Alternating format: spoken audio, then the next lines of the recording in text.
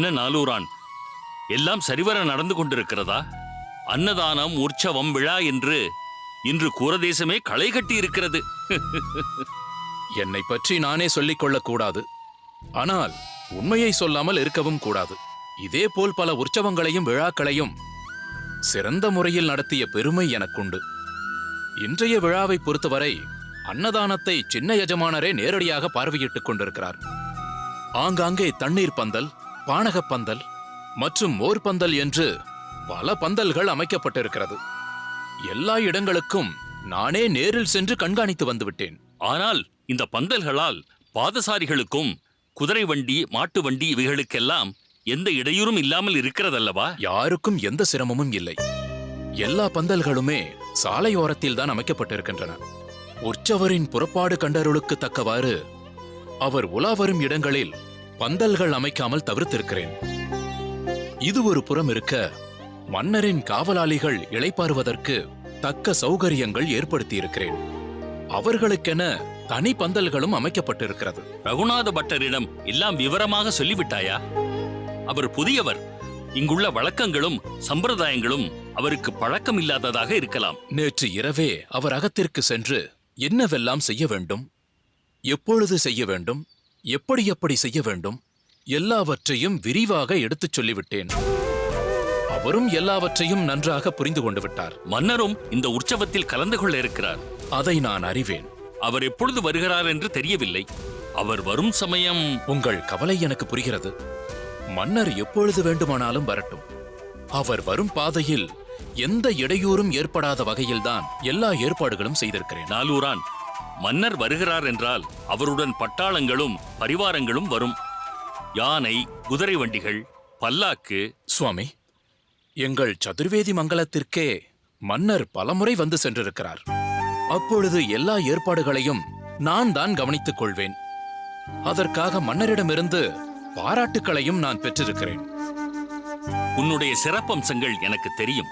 இல்லை என்றால் ஆறாவமுதன் சுவாமிகளும் சோமயாஜி சுவாமிகளும் உன்னை இங்கு அழைத்து வந்திருக்க மாட்டார்கள். பொதுவாகவே இதை போன்ற விழாக்களிலும் உற்சவங்களிலும் அது நடந்து முடியும் வரை ஒரு தவிப்பும் பரபரப்பும் இருக்கத்தான் செய்யும். அதை தவிர்க்க இயலாது. உங்கள் கவலை எனக்கு புரிகிறது. ஏனென்றால் எல்லாமே உங்கள் தலைமையில்தானே நடக்கிறது. எங்காவது ஏதாவது சிறு பிழை அல்லது தவறு நடந்தாலும் நீங்கள் தான் பொறுப்பேற்க வேண்டும். ஆனால் அப்படி எதுவும் நடக்காது. நிம்மதியாக இருக்கலாம். இதற்கு முன் பெரிய அளவில் நடந்ததென்று பார்த்தால் கூரேசன் குணமடைந்ததும் ஒரு அன்னதானம் நடத்தினோம், அவ்வளவே. ஆனால் இன்றோ அன்னதானம், உற்சவம், திருவிழா என்று எல்லாமே ஒரே நாளில் நடக்கிறது. மன்னர் கலந்து கொள்ளும் உற்சவம் வேறு. ஏதோ கூரேசனும் நீயும் இருக்கிறீர்கள் என்றுதான் இந்த ஏற்பாட்டை எல்லாம் செய்தேன். இந்த வைபவம் நடந்து முடிந்ததும் கட்டாயமாக வானப்பிரஸ்தம் மேற்கொள்வதென்று தீர்மானித்துள்ளேன். நமஸ்காரம் நாலூரான். நமஸ்காரம். என்ன நாலூரான், எங்களை தெரியவில்லையா? ஊர் விட்டு ஊர் வந்ததால் எங்களை மறந்து விட்டீர்கள் போலிருக்கிறது. நான் மோகனரங்கன், இவர் முரளிதரன். சேந்தமங்கலத்திலிருந்து வருகிறோம். நீங்களா? பார்த்திருக்கிறேன்.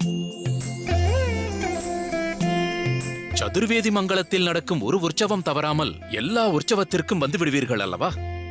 இப்போதுதான் எல்லாம் தெளிவாக நினைவிற்கு வருகிறது. ஆமாம், எங்கு பெருமாளுக்கு உற்சவம் நடந்தாலும் அதை தெரிந்து கொண்டு அங்கு வந்து விடுவோம். இவர்தான் கூரத்து பண்ணையின் பெரிய எஜமானர். நமஸ்காரம். நமஸ்காரம். சின்ன எஜமானர் கூரேசர் அவர்களை பற்றி கேள்விப்பட்டிருப்பீர்கள். அவருடைய தகப்பனார்தான் இவர். கூரேசனின் தந்தையா இவர்? கூரேசனை பற்றியும் கேள்விப்பட்டிருக்கிறோம், உங்களை பற்றியும் கேள்விப்பட்டிருக்கிறோம். என்னை பற்றி நீங்கள் கேள்விப்பட்டிருக்கிறீர்கள் என்றால் அதற்கு காரணம் என் மகன் கூரேசன் தான். இதில் நான் பெருமைப்படுவதற்கு எதுவும் இல்லை. திக்கெட்டும் கூரேசன் செய்யும் சேவைகள், அன்னதானங்கள், நடத்தும் பாசுர பாடசாலைகள், இவைதான் காரணம். உங்கள் மகனை நினைத்து நீங்கள் பெருமைப்படலாம். ஆனால் எங்களுக்கோ அவரை ஏன் சந்தித்தோம் என்றாகிவிட்டது. ஏன் அப்படி சொல்கிறீர்கள்? நீங்கள் சொல்வது அனைத்தும் அவர் செய்ததாகவே வைத்துக் கொள்வோம். இப்பொழுது கூட அன்னதான மண்டபத்தில் அவரை பார்த்தோம். என்ன செய்து என்ன பயன்? ஆதிகேசவனை சேவிக்க வேண்டும் என்ற எண்ணம் அவரிடம் துளி கூட இல்லையே. என்ன சொல்கிறீர்கள்? சற்றும் புரியும்படி சொல்லுங்கள். நீங்கள் இந்த அன்னதானம் மற்றும் இதர சேவைகள் செய்வதில் அடிப்படை நோக்கம் என்ன? எல்லோரும் பகவானை நினைக்க வேண்டும், அவர் திருவடி சேர வேண்டும் என்பதுதானே. ஆனால் உங்கள் மகனோ அதற்கு அவகாசம் இல்லை என்கிறார். சுவாமி, அது எப்போதுமே அப்படித்தான். திருமலையில் இருப்பவனுக்கு திருமலையானின் மகிமை தெரியாது. நாம் எல்லோரும் வெவ்வேறு ஊர்களிலிருந்தும் வெவ்வேறு தேசத்திலிருந்தும் ஆதிகேசவனை சேவிப்பதற்காக வருகிறோம். இவர்களோ உள்ளூரில் இருந்து கொண்டு அவகாசம் இல்லை என்கிறார்கள். நீங்கள் செய்யும் இந்த அன்னதானத்தில் அன்போ அக்கறையோ இருப்பதாக எதுவும் தெரியவில்லை. ஆத்மார்த்தமாக எங்களுக்கு செய்வதாக இருந்தால் முதலில் பெருமாளை சேவித்து விட்டு வந்திருக்க வேண்டும். போதும், நிறுத்துங்கள். எங்கள் எஜமானர்களை பற்றி உங்களுக்கு என்ன தெரியும்? இப்போதுதான் அவர்களை பார்க்கிறீர்கள், உடனே வாய்க்கு வந்தபடி பேசுகிறீர்கள். முதலில் இந்த ஊரை விட்டு புறப்படுங்கள். நாலூரான், கோபம் கொள்ளாதே. அவர்கள் மனதில் தோன்றியதை சொல்கிறார்கள். அதற்குண்டான உரிமை அவர்களுக்கு இருக்கிறது. நீங்கள் சொன்ன அனைத்தையும் மனதில் வாங்கிக் கொண்டு விட்டேன். கூரேசனிடமும் இதை பற்றி சொல்கிறேன். நீங்கள் பிரசாதம் பெற்றுக் கொண்டீர்களா? அதெல்லாம் பெற்றுக்கொண்டோம். வேறு ஏதாவது ஏற்பாடு சௌகரியங்கள் செய்து கொடுக்க வேண்டுமா? அதெல்லாம் தேவையில்லை. எங்கள் தேவைகளை நாங்கள் பார்த்துக் கொள்கிறோம். நாங்கள் வந்திருப்பது உற்சவரை தரிசிப்பதற்கு.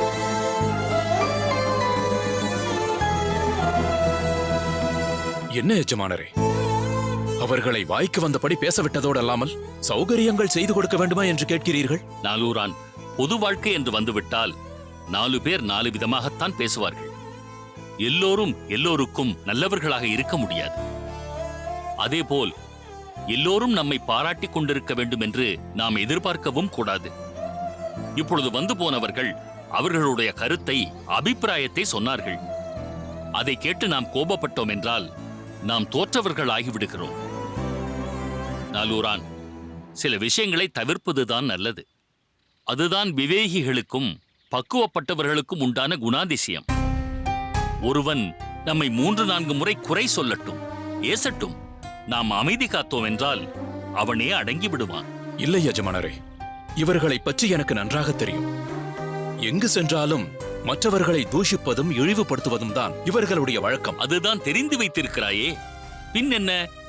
அது அவர்கள் சுபாவம் என்று விட்டுவிட வேண்டியதானே. இருந்தாலும் சின்ன எஜமானரை பற்றி கண்டபடி பேசியது எனக்கு பொறுக்கவில்லை. இதோ பார் நாலூரான், நமக்கோ தலைக்கு மேல் வேலை இருக்கிறது. இப்பொழுது வந்து சென்றவர்களை பற்றி விவாதித்து நம் நேரத்தை வீணாக்க வேண்டாம். சில கேள்விகளுக்கு பதில் தானாகவே கிடைக்கும். நீ புறப்படு.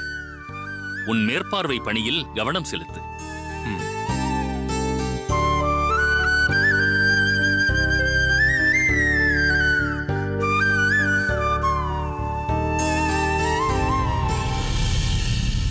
அம்புஜவல்லி, உன் மாமியார் திருக்கோஷ்டியூரிலிருந்து உன் மைத்துனர் அகம் இருக்கும் உத்தமர் கோயிலுக்கு போயாயிற்று அல்லவா?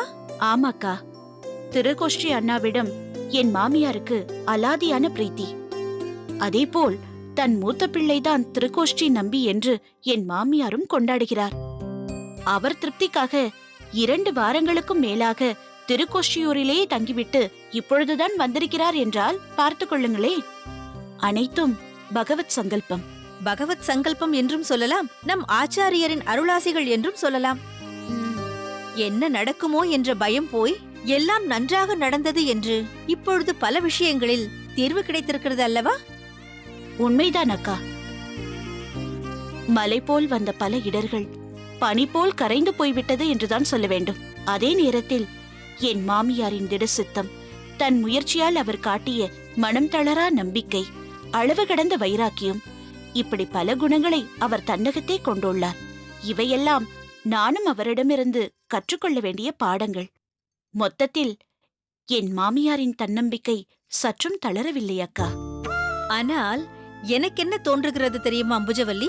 உங்கள் அனைவரது குடும்பத்திலும் நிலவி இருந்த சில அசாதாரணமான சூழ்நிலைகளை கேள்விப்பட்டு ஆச்சாரியரே அந்த அரங்கனை வேண்டி ஒரு நல்ல தீர்வை யாசித்திருப்பார். அரங்கனே நம் ஆச்சாரியரிடம் அளவு கடந்த அன்பு கொண்டவனாயிற்றே.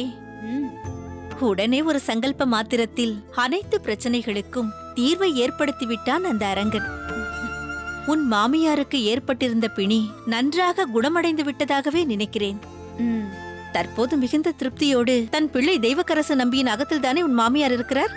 தன் இளைய பிள்ளைகளான பிள்ளைக்கரசு மற்றும் சொட்டை நம்பியையும் உங்கள் இருவரின் அரவணைப்பில் ஒப்படைத்து அதிலும் நிம்மதியை அடைந்திருக்கிறார்கள். உன் இளைய மைத்துனர்களும் ஆச்சாரியரின் ஆக்ஞைப்படி கோயிலிலேயே பல அரும்பணிகளை செய்யும்படி அனுக்கிரகமும் பெற்றுவிட்டார்கள். மொத்தத்தில் உன் மாமியார் திருப்தி அடைந்து இன்புற்றிருப்பது போல் நம் ஆச்சாரியரின் அபிலாஷைகளும் பூர்த்தியாகிவிட்டது என்றுதான் சொல்ல வேண்டும். ஆச்சாரியரின் அபிலாஷை இன்னும் பூர்த்தியாகவில்லை என்றுதான் சொல்ல வேண்டும் அரையரே. என்ன சொல்கிறீர்கள் பெரிய நம்பிகளே? பெருமாளின் மேல் ஸ்தோத்திர ரத்னம் என்ற பெரும் ஸ்லோகம் புனைந்துள்ளாரே. தாயார் மகாலட்சுமியின் மேல் சதுஸ்லோகி என்னும் ஒப்பற்ற துதியை தந்திருக்கிறார். மேலும் ஆகம பிரமாணம், புருஷ நிர்ணயம் மற்றும் சித்தித்ரயம் இப்படி பல பிரபந்தங்களை அருளியிருக்கிறார் நம் ஆச்சாரியர். இவ்வளவு செய்துமா ஆச்சாரியாரின் அபிலாஷை பூர்த்தியாகவில்லை என்கிறீர்? ஒன்றை வேண்டுமானால் குறிப்பிட்டு சொல்லலாம். தன் ஆச்சாரியர் மணக்கால் நம்பி சுவாமிகள் பொக்கிஷமாக கொடுத்தருளிய விக்கிரகத்தில் ஒளிரும் ஆச்சாரிய புருஷரை இன்னும் தரிசிக்க முடியவில்லையே என்ற ஆதங்கம் வேண்டுமானால் ஆச்சாரியருக்கு இருக்கலாம். இருப்பினும் நம் ஆச்சாரியருக்கு அந்த உயர்ந்த புருஷரின் தரிசனம் கிடைக்கும் என்றுதான் மணக்கால் நம்பி சுவாமிகளும் ஆசிகளை வழங்கியிருக்கிறார். அப்படி பார்த்தால் ஆச்சாரியரின் அபிலாஷையும் பூர்த்தியாகிவிடும் என்றே சொல்லலாம். தாங்கள் சொல்வதை அடியேன் மறுப்பதற்கில்லை. இருப்பினும் சமீப காலமாக ஒரு ஆசை நம் ஆச்சாரியர் மனதில் குடிகொண்டுள்ளது. என்ன சுவாமி அது? ஆச்சாரியர் காஞ்சியம்பதி வரை போக வேண்டும் என்பதுதான் அது. ஓ, அப்படியா? இது எப்போதிலிருந்து? குறிப்பிட்டு சொல்ல வேண்டுமென்றால் திருமலை நம்பி சுவாமியின் மருமான் ராமானுஜனை பற்றி முக்கியமாக சில விஷயங்களை சமீபத்தில் கேட்டதிலிருந்து என்று நாம் வைத்துக் கொள்ளலாம். அடியேனும் கேள்விப்பட்டேன். தெய்வவாரி சுவாமிகளும் மிகவும் ஸ்லாயித்து சொன்னார். இந்த சிறு வயதில் இப்படி ஒரு ஞானமா என்று மிகவும் ஆச்சரியப்பட்டேன். அடியனுக்கும் அந்த பிள்ளையை பார்க்க வேண்டும் என்று ஆசையாகத்தான் இருக்கிறது. சரி, ஆச்சாரியர் என்ன சொன்னார் அதை சொல்லுங்கள். சீக்கிரமே காஞ்சியம்பதி சென்று ராமானுஜனை காண வேண்டுமாம். அடியேனை மட்டும் அழைத்துக் கொண்டு அதி சீக்கிரமே புறப்பட வேண்டுமென்றும் அதற்குண்டான ஏற்பாட்டை துரிதமாக செய்யும்படியும் அடியேனிடம் சொல்லியிருக்கிறார். மிகவும் நல்ல சங்கல்பத்தையே நம் ஆச்சாரியர் எடுத்திருக்கிறார். அப்படியே காஞ்சியை தன் அருட்பிரவாகத்தால் சூழ்ந்து கம்பீரமாய் நின்றிருக்கிறானே பேரொருளாளன், அவனையும் சேவிக்க சங்கல்பித்திருக்கிறார் நம் ஆச்சாரியர். ஆச்சாரியர் மனதில் இருப்பதை அவரே அறிவார். இருப்பினும் அவ்வளவு தூரம் அவர் நடந்து செல்ல வேண்டியுள்ளதே, அதுதான் வருத்தமாக உள்ளது. அவருடைய தேக பலம் அவருக்கு ஒத்துழைக்க வேண்டுமே, அந்த கவலைதான் அடியேனின் மனதை வாட்டி வதைக்கிறது. அதை பற்றி தாங்கள் சிறிதும் அச்சமோ கவலையோ அடைய தேவையில்லை பெரிய நம்பிகளே. அவர் அரசராக ஆள வந்தாராக வீற்றிருந்த காலத்திலிருந்தே அவரை அடியேன் அறிவேன். அவரது வைராக்கியம்தான் அவரது பலம். ஒரு சமயம் காஷ்மீரமே சென்று வர சித்தமாயிருந்தவராயிற்றே ஆச்சாரியர். அதனால் நிறைந்த தெம்புடனேயே தங்களுடன் நிச்சயம் அவர் வருவார். அது மட்டுமல்லாமல் இந்த அரங்கனிடம் சில கோரிக்கைகளை முன்வைத்தது போல் அந்த வரதனிடமும் சில கோரிக்கைகளை முன்வைக்க சங்கல்பித்திருப்பார் நம் ஆச்சாரியர். எனவே அதில் அவர் கொண்ட உள்ள உறுதியே உடல் உறுதியையும் அவருக்கு அளித்துவிடும். என்ன சுவாமி இது? வெகு நாட்களுக்கு பிறகு சந்தித்துக் கொள்ளும் பெண்களாகிய நாங்கள் இருவருமே எங்கள் சம்பாஷணைகளை முடித்துக் கொண்டோம். தாங்கள் இருவரும் நித்தியப்படி சந்தித்துக் கொள்பவர்கள். இருப்பினும் தங்களின் சம்பாஷணை நீண்டு கொண்டே போகிறது போலிருக்கிறதே. விஜயாம்பாள், உங்கள் இருவரின் சம்பாஷணை, ஏன் பொதுவாக பெண்களின் சம்பாஷணைகள் குடும்பத்தை பற்றியும் லௌகீக விஷயத்தை பற்றியும் தான் இருக்கும். குறிப்பிட்ட நேரத்திற்கு மேல் அந்த சம்பாஷணையில் அலுப்பும் வந்துவிடும். ஆனால் எங்கள் சம்பாஷணை ஆச்சாரியரை பற்றியும் அரங்கனை பற்றியும் இருப்பதால் அதற்கு அலுப்பும் கிடையாது, அளவும் கிடையாது. எவ்வளவு காலம் வேண்டுமானாலும் சம்பாஷித்துக் கொண்டே இருக்கலாம். சுவாமி, நாம் புறப்படலாம் அல்லவா? அதற்குள்ளாகவா? என்ன அரையரே, ஏன் இவ்வளவு அவசரம்? விஜயா, நீ உன் ஆருயிர் தங்கையிடம் சொல்லக்கூடாதா இரவு போஜனம் முடித்துவிட்டு கிளம்பலாம் என்று? அண்ணா, தங்கள் அன்பிற்கு எல்லையே கிடையாது. காலை போஜனமே கழுத்து வரை இருக்கிறது. இதோ பாருங்கள், வெற்றிலை பாக்கு, தாம்பூலம், பழம் அனைத்தும் பெற்றாகிவிட்டது. இப்போது புறப்பட்டால்தான் சரியாக இருக்கும். அகத்திற்கு சென்று சந்தியா காலத்தில் விளக்கேற்ற வேண்டாமா? பிறகு ஒரு முறை வருகிறோம். சரி அம்மா. அடியேன் சென்று வருகிறேன் பெரிய நம்பிகளே. ஆச்சாரியாரின் காஞ்சியம்பதி பிரயாணம் எல்லா விதத்திலும் பூரணமான வெற்றியை அடைய அந்த அரங்கனை நான் வேண்டிக் கொள்கிறேன். உத்தரவு வாங்கிக் கொள்கிறேன். வருகிறேன்.